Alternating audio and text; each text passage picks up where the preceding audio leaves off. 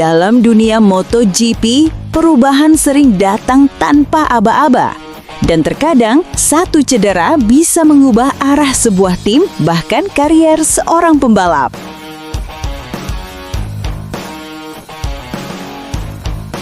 Musim MotoGP 2025 menjadi babak yang tak pernah dibayangkan oleh Marco Bezzecchi sebelumnya.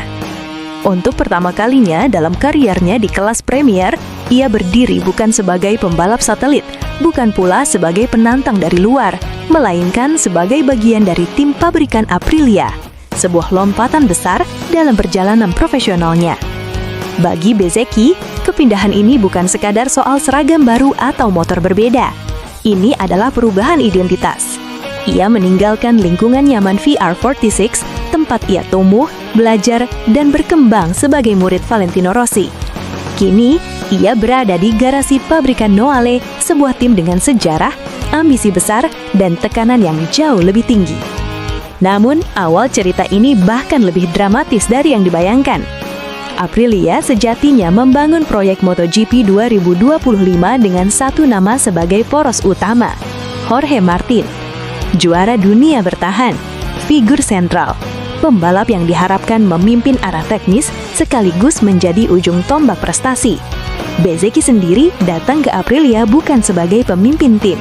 Ia diplot sebagai pendamping, pembalap kuat yang menopang proyek besar Martin. Tapi, MotoGP jarang berjalan sesuai rencana. Saat pramusim, kabar buruk menghantam Aprilia. Jorge Martin mengalami cedera serius, memaksanya absen dari balapan awal musim. Dalam sekejap, seluruh peta kekuatan tim berubah.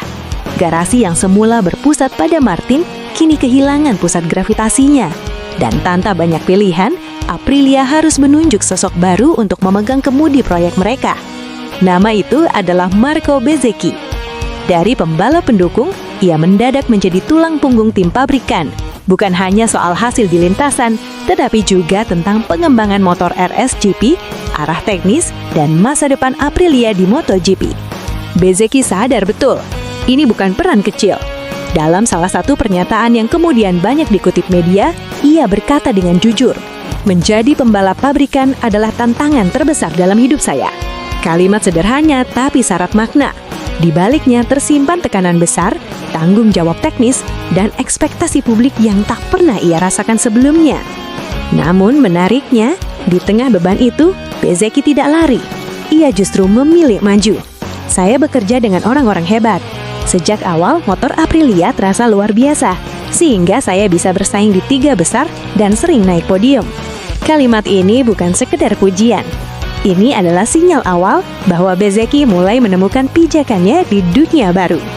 MotoGP 2025 pun perlahan berubah menjadi kisah tentang seorang pembalap yang dipaksa dewasa lebih cepat dari yang ia rencanakan.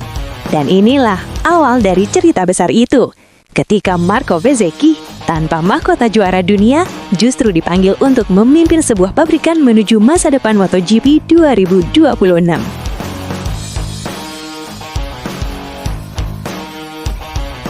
Sebuah tim pabrikan dibangun di atas rencana jangka panjang. Tapi, ketika satu pilar utama runtuh, seluruh struktur ikut goyah. Cedera Jorge Martin bukan hanya kabar buruk bagi Aprilia secara teknis. Itu adalah pukulan psikologis bagi seluruh tim. Sejak awal, proyek MotoGP 2025, Martin diposisikan sebagai pusat gravitasi. Semua keputusan besar, dari arah aerodinamika, setelan chassis, hingga manajemen ban, dirancang mengelilingi daya balapnya. Ia bukan sekedar pembalap tercepat, ia adalah kompas teknis. Ketika Martin terpaksa menepi akibat cedera serius di masa pramusim, Aprilia kehilangan lebih dari sekedar poin. Mereka kehilangan referensi utama. Di garasi Noale, suasana berubah drastis.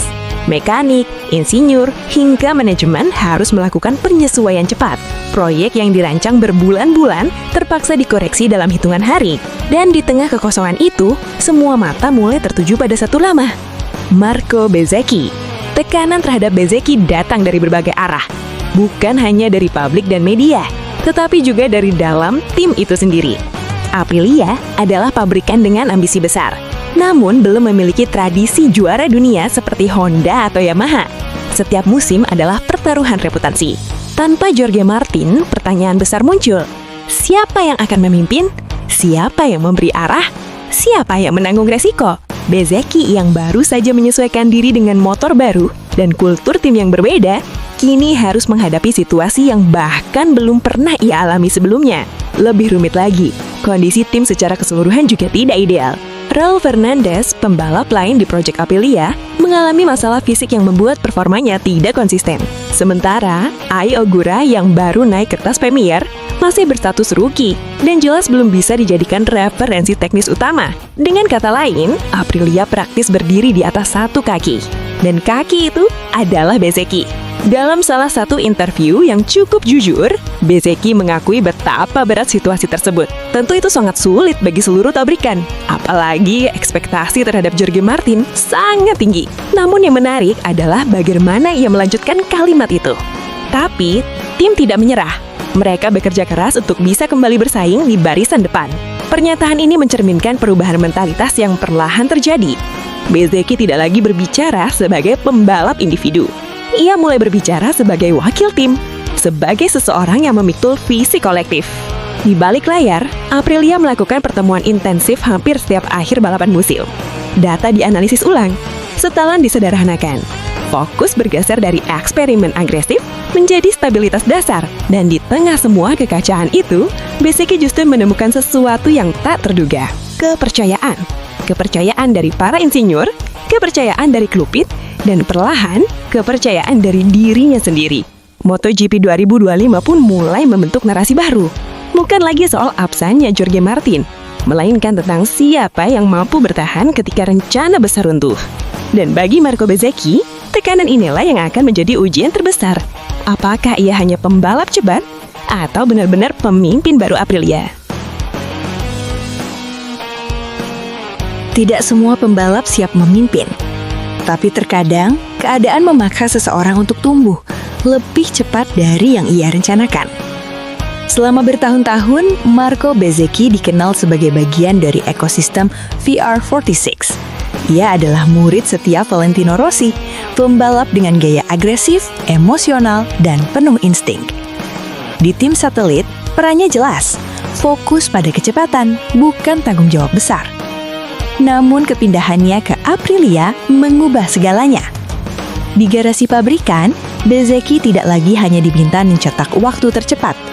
Ia diminta berpikir, menganalisis, dan berkontribusi terhadap arah teknis motor RSGP. Perubahan ini terasa nyata sejak seri awal MotoGP 2025. Setiap kali turun dari motor, Bezzecchi tidak langsung melepas helm dan masuk ke motorhome. Ia duduk lebih lama bersama para insinyur, menunjuk grafik data, membahas traksi, pengereman, dan respon throttle. Hal-hal yang sebelumnya menjadi domain pembalap senior, kini harus ia pelajari dengan cepat. Transformasi ini tidak mudah. Bezzecchi mengakui bahwa pada awal musim, pikirannya kerap terpecah. Di satu sisi, ia ingin tetap membalap secara agresif, ciri khasnya sejak Moto2. Di sisi lain, ia sadar bahwa kesalahan kecil bisa merusak arah pengembangan motor. Dalam satu kesempatan, ia berkata, "Saya harus belajar membalap dengan kepala, bukan hanya dengan hati." Kalimat itu menjadi penanda perubahan besar. Bezzecchi mulai menyesuaikan gaya balapnya.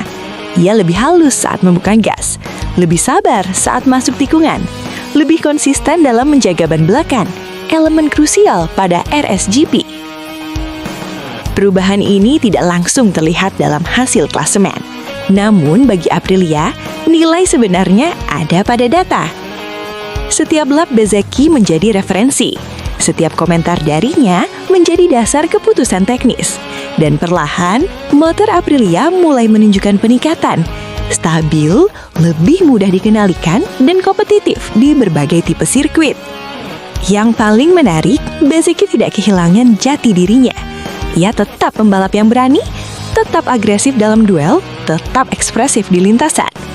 Namun kini, keberaniannya dibingkai oleh kedewasaan. Dalam beberapa balapan, ia berhasil bersaing di barisan depan, bahkan mencicipi podium, bukan dengan gaya nekat, melainkan dengan kalkulasi. Media pun mulai mengubah cara mereka membicarakannya. Bukan lagi Bezzecchi, murid Rossi, melainkan Bezzecchi, pemimpin proyek Aprilia. Dan disinilah letak perubahan paling penting. Bezzecchi tidak lagi hanya menjalani musim. Ia sedang membangun fondasi masa depan bukan hanya untuk dirinya sendiri, tetapi untuk Aprilia menjelang MotoGP 2026. Transformasi mental inilah yang akan menentukan segalanya. Karena di MotoGP, kecepatan bisa membawa podium, tetapi kepemimpinanlah yang membawa pabrikan menuju era baru.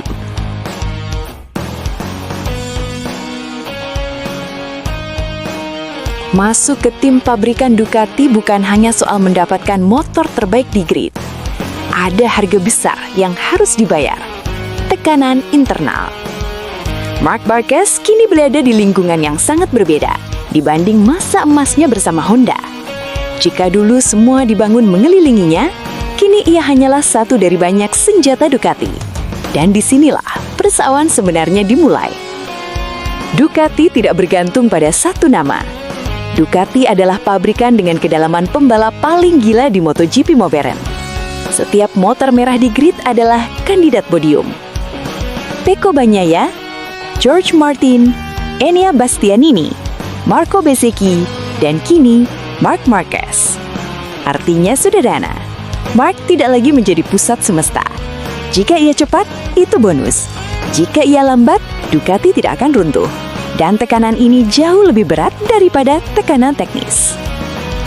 Persaingan internal yang tak pernah diucapkan. Tidak ada perang terbuka, tidak ada konflik di depan kamera. Namun di balik layar, data berbicara lebih keras dari kata-kata. Setiap sesi, kecepatan masuk tikungan, sudut kemiringan, cara membuka gas, efisiensi ban, semua dibandingkan. Dan ketika Marc kalah data, bukan hanya hasil balapan yang dipertanyakan, statusnya sebagai pembalap utama ikut diguncang. Ini bukan Honda yang akan menunggu dengan sabar. Ini Ducati, pabrikan yang selalu berpikir siapa tercepat hari ini. Masalah psikologis yang jarang dibahas. Marc Marquez dikenal sebagai pembalap yang hidup dari agresi, mengandalkan insting ekstrim, menang dengan cara melawan batas. Namun Ducati Desmo Salesi adalah motor yang menuntut presisi, menghargai kesabaran, tidak suka dipaksa. Ketika gaya Marc bertabrakan dengan filosofi Ducati, muncul konflik diam-diam. Haruskah Marc berubah atau Ducati yang menyesuaikan? Dan sejarah MotoGP menunjukkan satu hal pahit. Ducati jarang berubah untuk satu pembalap.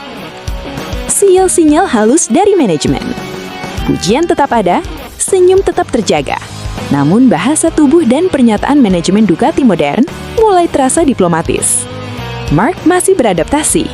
Kami percaya proses, setiap pembalap punya fase. Kalimat yang terdengar positif, namun bagi pembalap sekelas Marc, itu bisa terdengar seperti alarm dini. Tekanan yang tidak bisa diceritakan ke publik. Marc Marquez tidak akan mengeluh. Ia bukan tipe pembalap yang mencari alasan. Namun tekanan di Ducati bukan soal media, melainkan soal jam yang terus bertekad. Setiap balapan tanpa kemenangan, mengurangi daya tawarnya, memperkuat posisi rival internal, membuat masa depan terasa semakin sempit. Dan inilah yang membuat musim ini begitu krusial. Marc bukan hanya bertarung dengan rival di lintasan, tetapi juga dengan waktu dan ekspektasi di dalam garasi sendiri.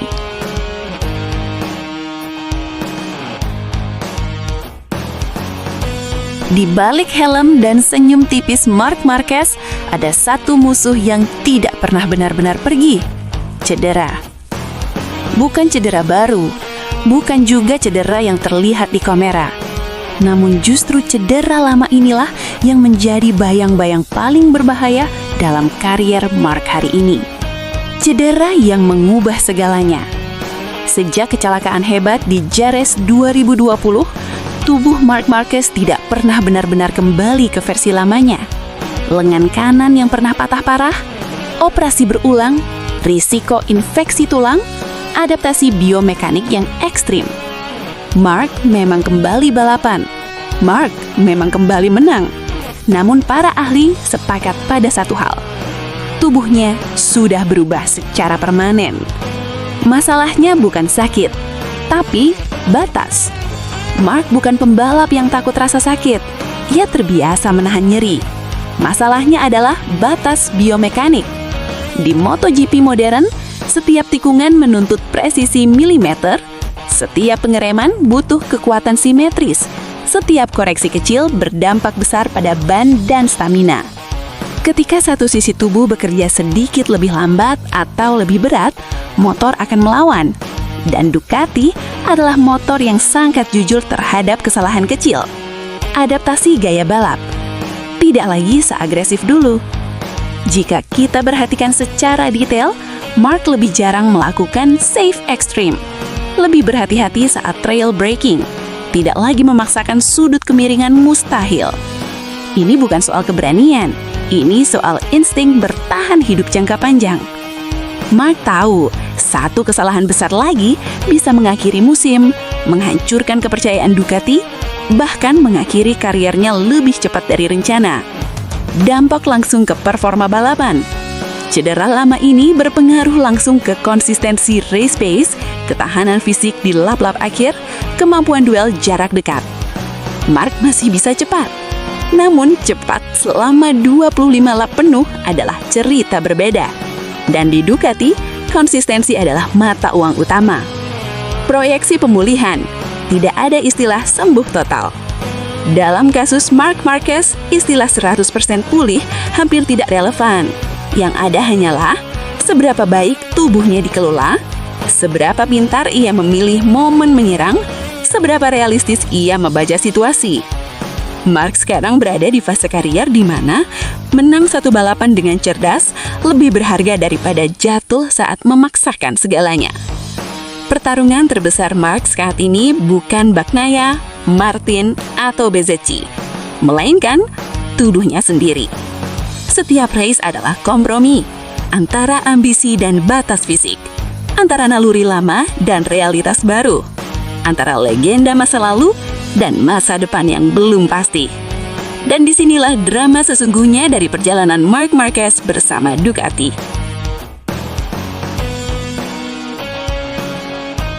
Marc Marquez kini tidak lagi berdiri di garis start kariernya. Ia berdiri di persimpangan takdir. Setiap keputusan yang ia ambil ke depan tidak hanya menentukan satu musim, tetapi menentukan bagaimana dunia akan mengingat namanya.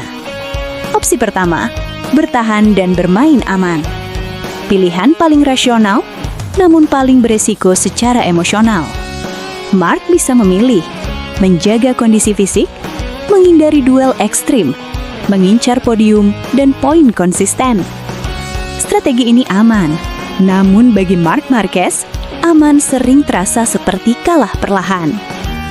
Di Ducati, filosofi cukup bagus, hampir tidak pernah cukup. Opsi kedua, menyerang seperti dulu. Pilihan paling menggoda.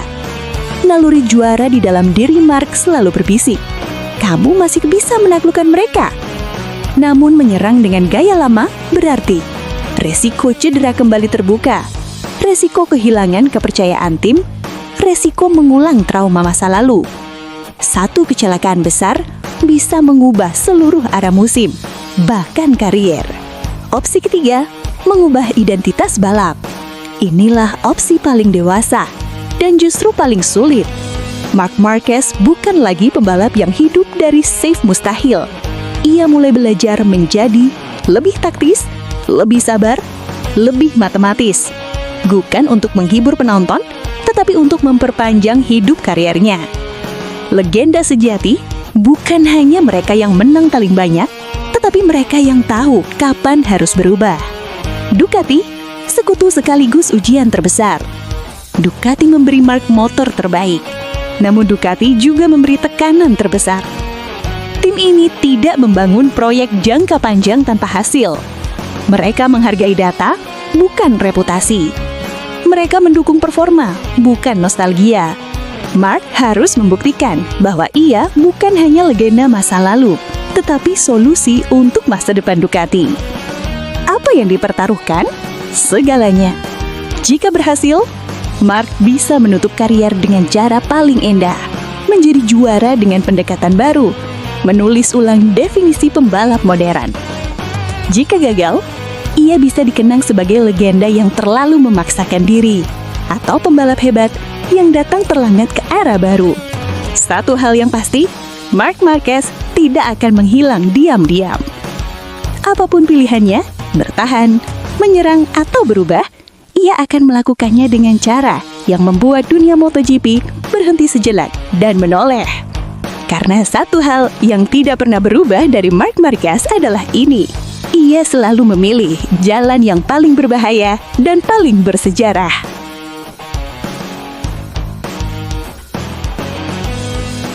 Ketika Marc Marquez tidak berada di lintasan, MotoGP justru tidak pernah benar-benar sunyi. Namanya tetap menjadi pusat percakapan. Di paddock, di ruang teknis, di media internasional, semua membicarakan satu hal yang sama. Marc Marquez akan jadi apa setelah ini? Ducati. Dukungan tenang, tapi syarat tuntutan. Dari dalam garasi Ducati, sikap mereka terlihat tenang. Tidak ada tekanan terbuka, tidak ada ultimatum. Namun, di balik ketenangan itu tersimpan pesan yang sangat jelas. Ducati melihat Marc bukan sebagai proyek jangka pendek, tetapi investasi besar dengan ekspektasi setinggi langit. Orang-orang di Borgo Panigale tahu, jika Marc pulih dengan sempurna, ia adalah senjata paling berbahaya. Tapi jika ia tergesa-gesa, resikonya bisa merusak segalanya. Bagi Ducati, kesabaran saat ini adalah bagian dari strategi besar. Rival, respek yang tak pernah benar-benar hilang. Menariknya, tidak ada rival yang meremehkan situasi ini. Pecco Bagnaia, Jorge Martin, hingga pembalap muda seperti Pedro Acosta, semuanya menyadari satu hal. Marc Marquez yang terluka tetap lebih berbahaya daripada banyak pembalap yang sepenuhnya sehat. Di antara mereka, ada rasa lega karena Marc absen. Namun juga ada ketegangan, karena semua tahu kembalinya Marc selalu datang dengan kejutan. Legenda MotoGP. Peringatan dari mereka yang pernah terjatuh. Para mantan juara dunia berbicara dengan nada berbeda. Valentino Rossi, Jorge Lorenzo, Dani Pedrosa, mereka tidak bicara soal kemenangan. Mereka bicara soal warisan. Pesannya nyaris sama. Jangan ulangi kesalahan lama. Jangan biarkan ego mengalahkan tubuh. Karier panjang lebih berharga daripada satu momen heroik. Marc mendengarkan. Tapi dunia tahu, mendengarkan tidak selalu berarti mengikuti. Media dunia, antara harapan dan keraguan. Media Spanyol terbelah. Sebagian yakin Marc akan bangkit dan menutup kariernya dengan gelar. Sebagian lain mulai bertanya, apakah era Marc sudah benar-benar berakhir? Media Italia lebih pragmatis. Selama Marc memberi data dan performa, Ducati akan bersabar. Jika tidak, MotoGP akan bergerak tanpa menunggu siapapun. Sementara media internasional sepakat pada satu hal. MotoGP lebih menarik ketika Marc Marquez ada di dalamnya. Tekanan yang tak terlihat tapi sangat nyata. Tekanan Marc sekarang bukan dari rival, bukan dari tim, bukan dari media. Tekanan terbesar datang dari dirinya sendiri, karena ia tahu dunia tidak menuntutnya untuk menang, tapi sejarah menuntutnya untuk menentukan bagaimana kisah ini berakhir. Menuju babak penentuan. Bagian ini bukan tentang comeback, ini tentang persepsi, tentang bagaimana dunia melihat Marc Marquez hari ini, sebagai legenda yang sedang menata ulang jalannya, atau pembalap yang berpacu dengan waktu dan tubuhnya sendiri. Dan satu hal menjadi semakin jelas. Apapun yang terjadi di lintasan berikutnya, seluruh dunia MotoGP akan menatapnya tanpa berkedip.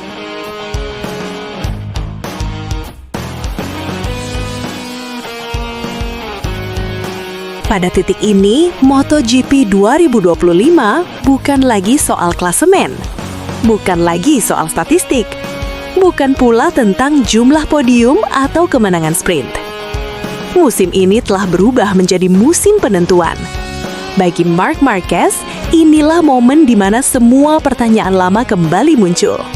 Namun kali ini dengan bobot yang jauh lebih berat. Lebih dari sekedar comeback. Marc Marquez sudah terlalu sering bangkit dari keterpurukan. Cedera, operasi, kritik, bahkan keraguan publik. Semua pernah ia hadapi dan taklukkan. Namun yang membedakan kali ini adalah usia dan pengalaman. Ia tidak lagi berusia 20-an. Tubuhnya menyimpan terlalu banyak bekas luka. Setiap keputusan kini membawa konsekuensi jangka panjang.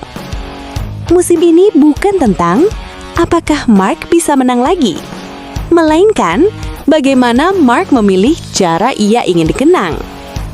Dari anak ajaib menjadi figur legendaris. Dulu Mark dikenal sebagai pembalap nekat, agresif, tak mengenal takut.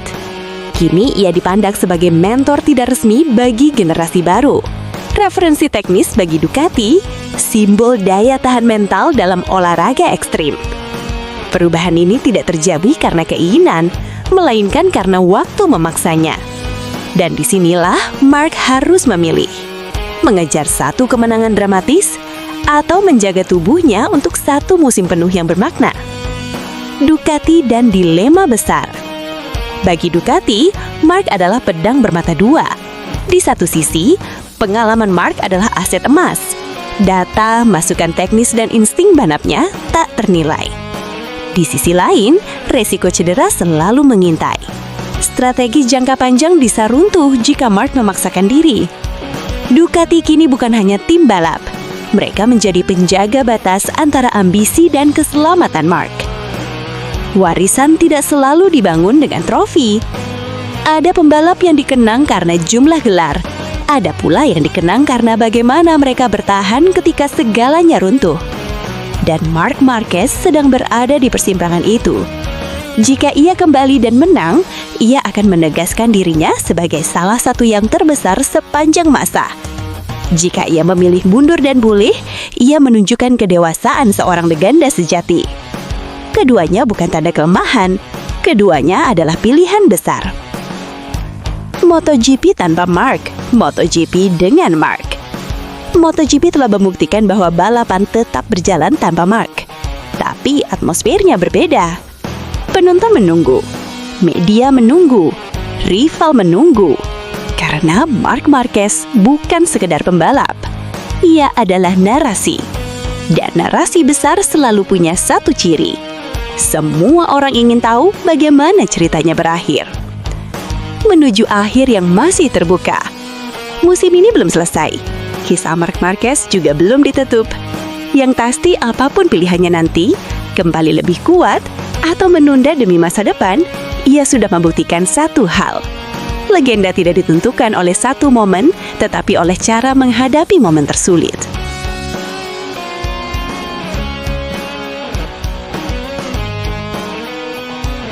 Pada akhirnya, setiap pembalap hebat akan sampai pada satu titik yang sama. Bukan saat ia kalah di lintasan, bukan saat motornya kalah cepat, melainkan saat waktu itu sendiri mulai menjadi lawan. Dan di MotoGP 2025, Marc Marquez berdiri tepat di titik itu. Pertanyaan yang tak bisa dihindari. Pertanyaannya kini bukan lagi, apakah Marc Marquez masih bisa menang? Karena jawabannya sudah terbukti, bisa. Pertanyaan sebenarnya adalah, dengan cara seperti apa ia ingin melanjutkan kariernya? MotoGP modern menuntut fisik sempurna. Setiap tikungan adalah kompromi antara kecepatan dan resiko. Setiap balapan adalah pertaruhan jangka panjang. Marc mengetahuinya lebih baik dari siapapun. Antara ambisi dan kebijaksanaan. Di masa lalu, Marc memilih ambisi. Menyerang di mana orang lain mengerem. Menang ketika orang lain puas finish. Namun, MotoGP 2025 memperlihatkan Marc yang berbeda. Lebih tenang, lebih berhitung, lebih sadar bahwa satu keputusan salah bisa menghapus satu musim penuh. Dan disinilah kebesaran seorang legenda diuji, bukan oleh keberanian, melainkan oleh kebijaksanaan. Dunia MotoGP menunggu keputusan Marc. Fans menunggu, rival mengamati. Tim Ducati menghitung dengan cermat. Apapun yang terjadi selanjutnya, kembalinya Marc akan selalu menjadi sorotan utama. Absennya Marc akan selalu meninggalkan ruang kosong. Karena MotoGP tanpa Marc Marquez selalu terasa kurang lengkap. warisan yang sudah tak terbantahkan. Terlepas dari apa yang terjadi setelah ini, satu hal tak bisa diperdebatkan. Marc Marquez telah mengubah cara orang melihat batas motor. Menulis ulang definisi keberanian di MotoGP. Membuktikan bahwa jatuh berkali-kali bukan alasan untuk berhenti. Ia sudah melewati fase pembuktian. Yang tersisa hanyalah cara ia ingin dikenang. Akhir yang bukan benar-benar akhir. Karena kisah besar tidak selalu ditutup dengan garis finish. Kadang kisah itu berlanjut dalam satu balapan lagi, dalam satu comeback lagi, atau dalam satu keputusan yang mengubah segalanya. MotoGP 2025 mungkin akan berakhir. Namun, cerita Marc Marquez belum tentu. Apakah Marc Marquez sebaiknya fokus pemulihan penuh atau tetap kembali balapan demi menjaga ritme juara? Tulis pendapat kalian di kolom komentar ya. Karena di MotoGP, perdebatan tentang Marc Marquez tidak akan pernah benar-benar selesai. Jangan lupa like, subscribe, dan aktifkan lonceng. Karena MotoGP selalu berubah. Dan kita akan terus mengawalnya sampai garis akhir.